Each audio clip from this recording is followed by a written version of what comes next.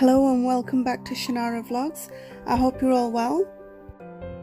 So I'm going to share some cooking with you today, but when I got my spice jar out, I realised that I've run out. Luckily, I've got a spare supply which is also running out. I'm getting to the bottom, so I'm going to have to make myself a new supply. I will do another video on what I put in my spice mix. Basically, I put it all into one mixture, and then it's easy when it comes to cooking. It's all together, but I do keep some separate turmeric and garam masala and zira powder, because some types of cooking just requires those specific spices. When all the spices are in one container, it just makes life so much easier. There's no faffing about with different containers. The best bit of it is that you don't have to worry about the different ratios of the spices that you're using. Always remember to keep your spices in a good airtight container. This will retain the flavour. I think for me, the worst part of cooking has to be the peeling the onions and then the washing up afterwards. That's definitely the worst part. So here I'm cooking a bitter gourd and potato curry. You can't technically call it a curry because it has no curry powder in it. So let's just call it a curry with no curry powder. And I'm also cooking some baby potatoes with eggs. This is one of my favourite curries. And I'm doing chicken breast with ladyfingers or okras, whatever you want to call them. I personally don't actually do Asian cooking that often, so possibly once a week or sometimes even once in 2 weeks, because literally there's nobody to eat it. If the kids eat Asian food once in the week, then that's it, they won't eat it again, so it's just pointless cooking it. To be fair, growing up as a child, I didn't like rice and curry either. I absolutely hated having it, but my parents were quite strict, so we had rice and curry at least once a day, one of our meals, and the other meal my mum would always cook us something English.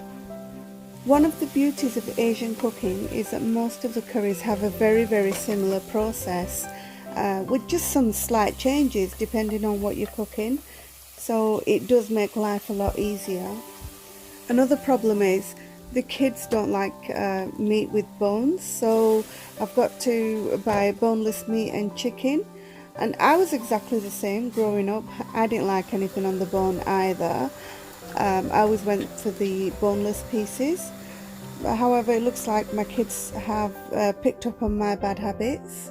Even now I still can't eat chicken or meat clean off the bone. Like you see people, they just leave clean bones after they've eaten. I couldn't do that. I just literally pick up my chicken and meat. I'm just scared of eating a bit of fat off it, or veins sometimes, like with the chicken wings. I really can't do with that. But in saying that, I do understand the importance of having bones in curries, because bones provide some really good nutrition which we don't get from the meat. After handling meat or chicken, it's really important that we wash our hands really well, and I like to just wipe the surface down with some disinfectant wipes, and once I finish cooking, and then I'll clean it properly with the disinfectant spray. By doing this, we're stopping contamination, and also it's really important to avoid things like salmonella. So now that my onions, ginger and garlic has all cooked through, I can put in my spices. So it's just my mixed spices, which consists of, it has some curry powder, chili powder, coriander powder, turmeric. There is some garam masala and zira in there as well, and of course not to forget the paprika as well. So in my chicken I've just added some fenugreek leaves, that's methi leaves. I only added a little bit because if the kids taste it they're not going to like it. And then what I've done is I've cooked it through really well, before I put the chicken in, because if you don't cook it through the spices really well, then it leaves like a raw taste of the spice. And you have to cook the spices through on a high heat, and then once that's done, I've added my chicken in, given that a good stir, and I've just covered it up. Now I'm going to let it cook through. I've got my okra here, which I'm just preparing. So as you can see, I'm not actually using too many okra because the kids don't actually like vegetables in the curries, so just a few. And here I'm just peeling the eggs, and this is how I like to peel them. So just give them a good roll, and then the peel, it just literally rolls off. So it's really quick to do like this. And my chicken's cooked through now, so it's ready to cook off on a high heat. So I'm going to cook this on a high heat till all the moisture evaporates, and I'm going to put a tomato in each of the curries as well. The tomatoes are optional, but if I've got them at home, I like to use them. Again, it just adds to the nutritional value of the curry. The tomatoes will cook through and the kids won't even know that it's in there. So really it's anything to get them to eat more vegetables. It's like a hidden vegetable in the curry really. Tomatoes can be added at any stage of the cooking process. However, if you put them in earlier on, then they're going to cook right through and you're not going to know they're in there. I'm putting the okra in now as well, because when I cook my chicken on a high heat, I want my okra to cook with it. And here I'm just putting some small slits in the eggs because I'm going to fry them and I don't want them to pop. I'm just going to shallow fry the eggs in just some oil and a little bit of turmeric, and the whole purpose of the turmeric is simply just to give it a bit of colour. Just swirl the pan around to make sure that the turmeric and the oil is properly mixed in. In addition to the colour, frying the eggs like this gives them a bit more taste and texture. If you're Bangladeshi, you know exactly what I'm talking about. Here I've already boiled the potatoes and the curry sauce is ready, so I'm putting the potatoes in. As they're already cooked, they just need a bit of a mix and just let the flavours infuse.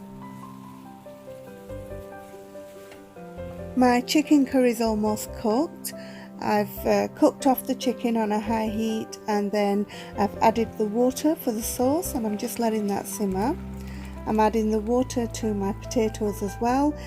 This potato curry was actually supposed to be a dry curry, but because I was rushing, I accidentally put too much water in.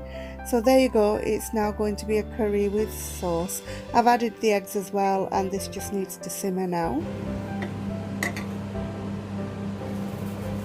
Now I'm just going to dry fry some cumin and coriander seeds.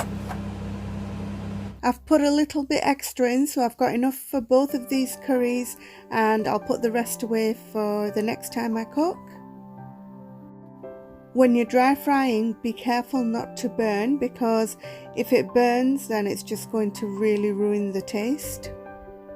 You'll know it's ready when you can just take one of the seeds and just break it up into powder with your fingers.